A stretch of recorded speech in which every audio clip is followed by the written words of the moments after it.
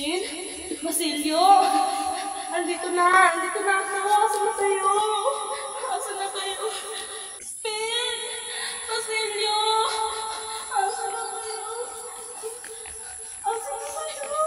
Nandito na ako. Asan na kayo?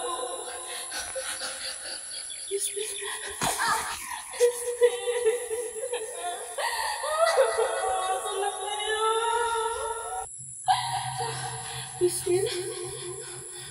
Crispin? Basilio? Crispin? Magandang hapon po. Ako si Cesa, ang ina nila Crispin at Basilio. Kung nagtataka kayo kung bakit ko pinili ito ay dahil siya ay sumisimbolo ng paghihirap at pagdurusa ng mga kababaihan sa ilalim ng kolonyal na pamahalaan. Pinili ko si Cesa dahil siya ay mapagmahal na ina ni Crispin at Basilio na may asawang malupit at pabaya.